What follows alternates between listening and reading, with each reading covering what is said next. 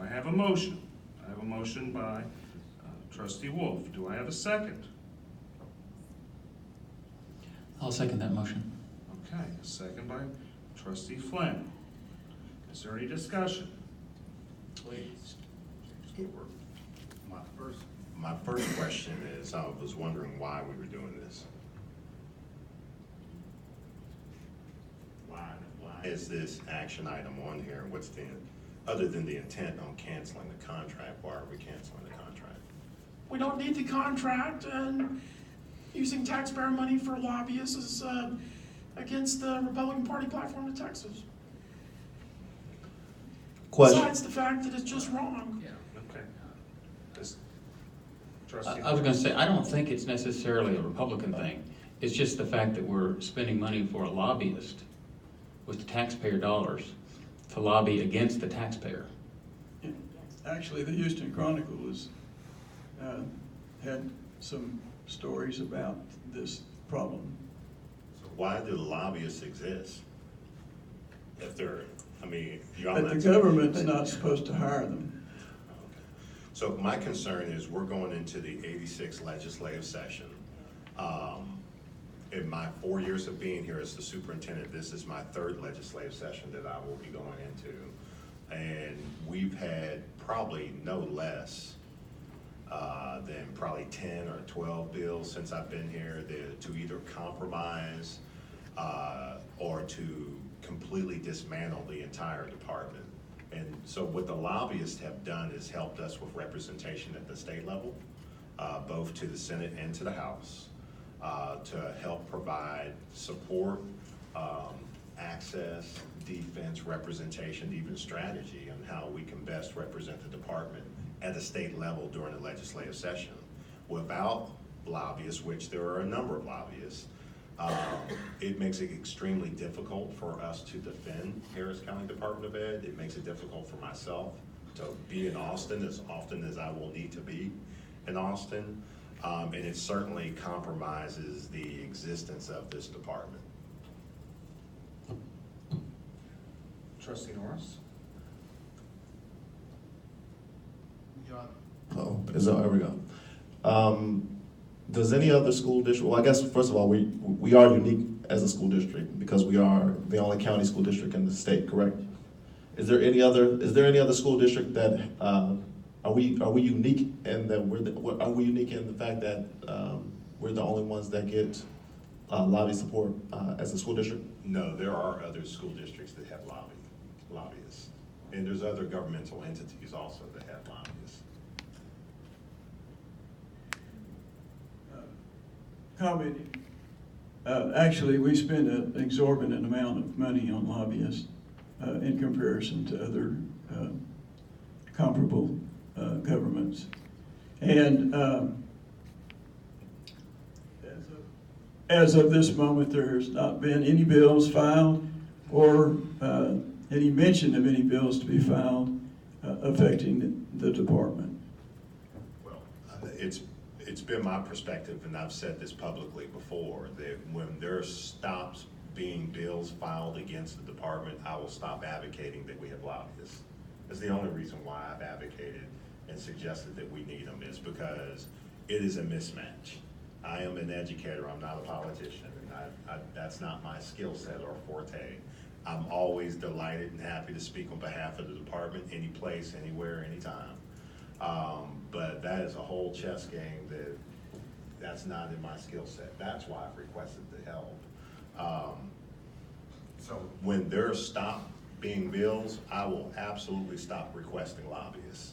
But at this point, just because there's no bills filed at this time does not mean that there will not be bills. Last legislative session, it didn't happen until later in the session. And before we knew it, there were like 6 or 7 bills out there. And we needed to respond to that. I testified twice last session. I have to call the question. So we have a motion to call the question. Okay, we have a second. Is there any discussion on calling the question? No discussion. Let's put it for a vote. All in favor of calling the question, raise your hand. 4. All opposed to calling the question?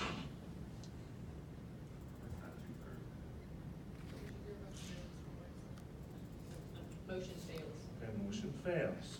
Let's continue the discussion. Anybody else have anything else to say? Well, Trustee. let's say at the end of the, hypothetically, at the end of the session, there's come some bills. I mean, and we felt that it was a need to hire a consultant. I mean, couldn't we not do that? And even have a special session to hire one?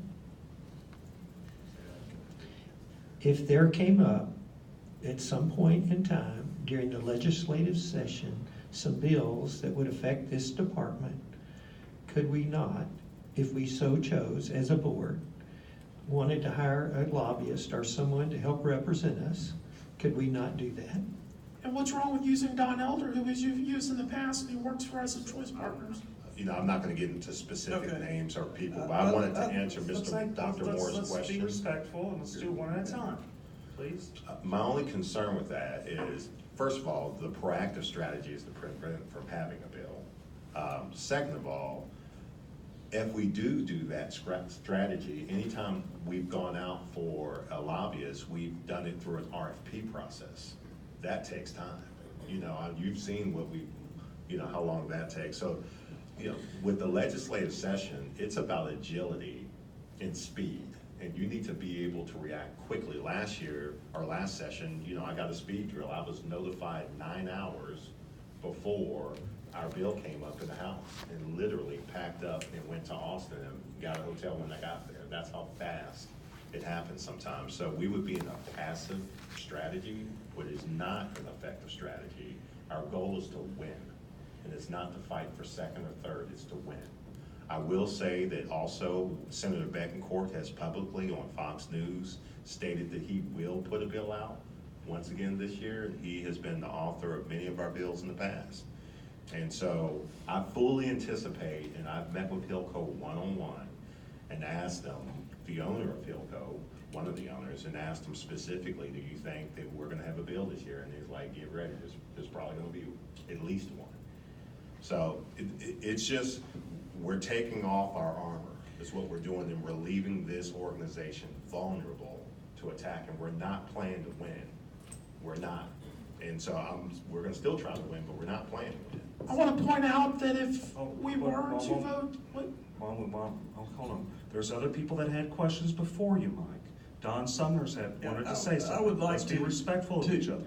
I would like to retake that vote, because I didn't understand it had failed. No, it didn't fail. It has to be, I believe it has to be a 2/3. Oh, 2/3? majority. Okay. Excuse me. Call the All question. right. Now, Trustee Wolf, did you have something to say? Even if this passes, we still have that contract for 30 days. Yes. So that's a long time. Why would we do it then? That makes no sense. So we're gonna cancel the contract thinking that we have it for 30 days. Well, it's just a fact. Just the same, even if. You know, I mean, you know, luck is not a method. We need to have a strategy. And some of y'all are far more politically savvy than I am, and you know we need to have a strategy. Luck is not a method, just gambling and hoping that there's not a bill. Trustee Flynn. I would say it is incumbent upon us as trustees to talk to our legislators. If something comes up, we talk to them, we strategize with them. That's our job. We don't need to farm it out. Anybody else have any discussion? Yeah, I would just offer, yes, you're right, Trustee Flynn, that, you know, we are responsible for speaking up on behalf of this agency, you know, as elected officials representing this agency, to be in touch with our legislators. But I think we all have full-time jobs and other responsibilities. And so, and Mr. Colbert, you know, has a full-time job here running this organization. It's over $100 million organization, and there's a lot of local funding and state funding and federal funding that comes in and out and provides very important services to the community. And so we need somebody full-time looking out for our interests, not just playing defense, but I would venture to say playing offense and looking for opportunities to maybe garner some additional funding for Head Start and after-school programs and adult education. So I'm not in favor of canceling this contract because I think we need that representation so that we're not, forced to do a job in another city and we can focus on what's going on here. Trustee Wolf, I saw your hand was raised. Do you have something else to say? Well, if we're gonna add anything, when the Superintendent Colbert mentioned that he had to be in Austin in 9 hours, that was long after, at least a while after the bill had actually been filed. That was just a vote of the committee or a committee hearing, which comes later after the bill has been filed. So it's not as if we're only gonna have 9 hours notice about a committee hearing, because once it's filed, it may or may not get a committee hearing, if there is a bill filed. James Colbert. Yeah, just a Say. clarification, I got 9 hours, it was going to a hearing. I mean, literally, I keep a go bag at my house to throw it in the car and head to Austin.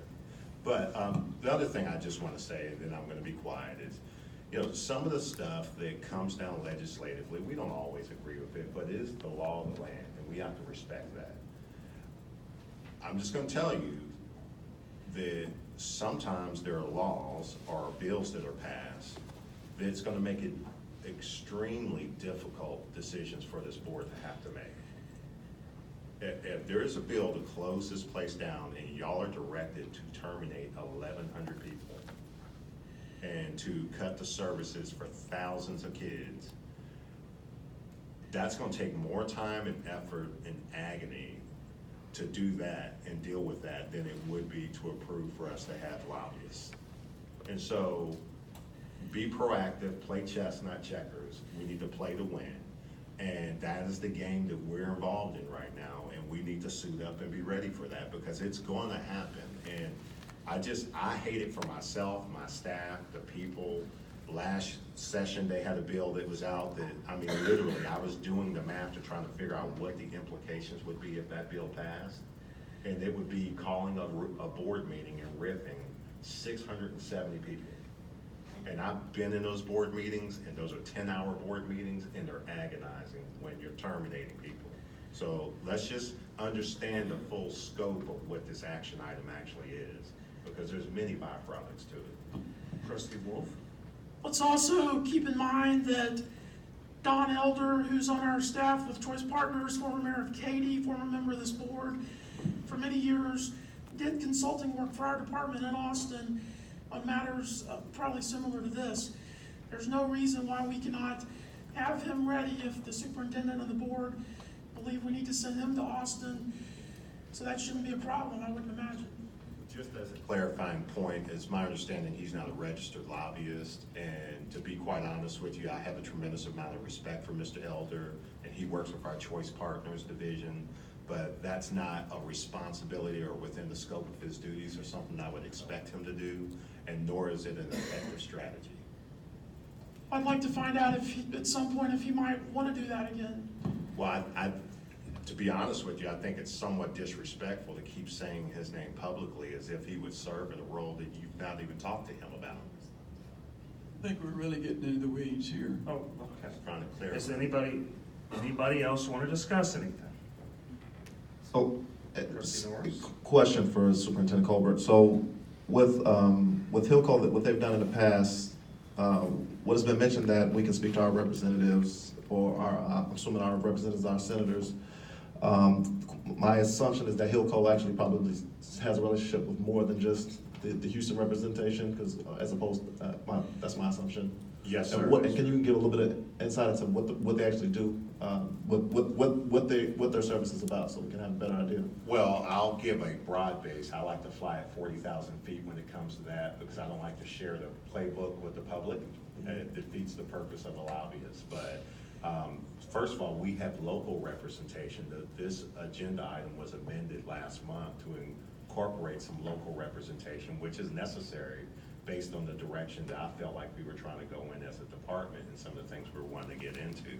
But HillCo specifically has people who are assigned specifically to public education and been doing it for a long time and well respected, and know on both sides of the table, all the representatives. and assist me in a number of ways in communicating with them, representing us, and knowing information and developing strategy as we go into a legislative session and ultimately have to face a bill. That's about as specific as I would like to get with the mics turned on. Okay. So they do have a representation with all of them? Absolutely. And if I didn't think they did a good job, when I first got here, we had a lobby group. They did a good job. I thought we needed better representation. We needed a method to be able to go about that for RFP process and just instead of selecting willy-nilly a lobby group and paying them the kind of money we were paying. So we re-put it out there in the RFP process with a number of lobby groups respond. The gentleman that Mr. Wolf has mentioned several times, who works for us in a different way, did not respond. And so I sat down and interviewed all of them along with assistants, and then we decided on HillCo. Trustee Summers? I'm not sure, but HillCo may be the largest lobbying firm in the state. I think they're the first or second. So they're a big outfit. Any other discussion? I think HillCo represents the city of Houston, Switzerland, Japan, Toyota, the Houston. So I have a comment. And does anybody else have anything else to say? Doesn't let everyone talk before I talk. Okay. I think it's probably a mistake. And just having this on the agenda is probably a mistake, because what it does is it signals to employees that they might be losing their job. So you're gonna have people starting to think about retirement. And you're gonna notice an increase in the amount of people retiring or looking to retire. That's the first thing I'd say, and this is my experience actually owning a multi-million-dollar business. Right. And I'd also note that there's this push that don't hire lobbyists. Sure. And that's the most hypocritical push I've ever heard, because the Republican Party hires lobbyists. The Democrat Party hires lobbyists. Every freaking elected person hires lobbyists. I hire political consultants. Everybody hires political consultants. That's propaganda being pushed about not hiring political consultants. It's typically propaganda being pushed by either big business or people that have a lot of money. And the reason it's being pushed is because they have more say than the local government or anybody else. If you have less lobbyists, they get their agenda pushed. It is a big mistake to vote for this. But if y'all want to, y'all can. I'm voting against it, vocally voting against it. And here's the reason why. I watched the Republican Party basically pee away any little chance it had to maintain Harris County. I watched Ted Cruz do a horrible job and cause every Republican to lose Harris County, except just a few. And the few that won, barely won. And they shouldn't have barely won. You should have won much larger. You barely won. Do not think that. So the Republicans are more interested in breaking stuff than actually doing anything. That is another reason we've continued to lose. Losing. Y'all be careful. I'm voting against this because there's a lot of problems. I don't want it on my hands. That's blood on y'all's hands. Y'all can be responsible for it, not me. That's my 2 cents. If there's any other discussion? None. Okay, let's put it for a vote. All in favor, raise your hand. Okay. All opposed? All abstaining? Motion passes. Okay. Then we're going to go